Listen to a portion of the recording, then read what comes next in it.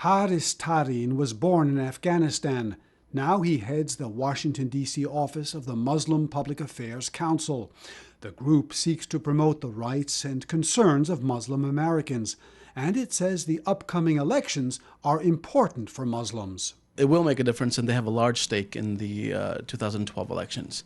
American Muslims, number one, need to be engaged civically and politically. So their appearance in terms of how they vote, their mobilization of the voting efforts on the ground is going to be extremely important, so that they're seen by not only the political leadership, but by Americans as being an integral part of the civic and political process. Muslim American leaders say the last year has seen a rise in Islamophobia, or hatred of Muslims. When the national election cycle takes place, there's an uptick in rhetoric against American Muslims. There are people who run on a platform that they think that if they scare people or use fear-inducing tactics to gain votes and money, that they can then get people to come out and actually elect them. The law enforcement authorities have responded adequately when it comes to hate crimes, definitely. There's been, they've taken it very seriously at the local level. They are looking for the perpetrators of those who committed the acts of vandalism and burning of the mosque. So they've taken that extremely seriously, and so that's a very positive step.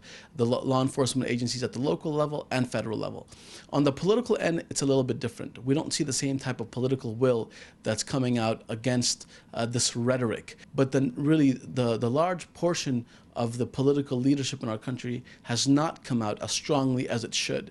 And that's what we've been calling for, and that's what we're asking for. Muslim Americans are also eager to see Washington engage with the Muslim world. I think during the Obama years, from what we've seen here in Washington, there has been more of an engagement strategy that has been used to engage the Middle East, North Africa, South Asia regions. Although there still is, conflicts going on in Afghanistan and other areas, but the issue of engagement has been a lot more prominent on the agenda. So far, Mitt Romney has not said anything on his engagement with the Muslim majority countries. We have heard no speech on how he would engage Muslim majority countries.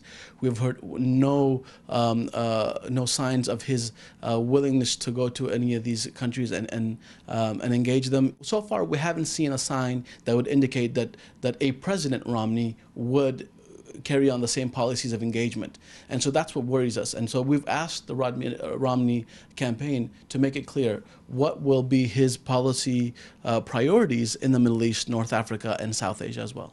Muslim American leaders want politicians to take seriously the problem of Islamophobia, and they want Washington to continue engaging with the Arab world, a policy begun by President Obama.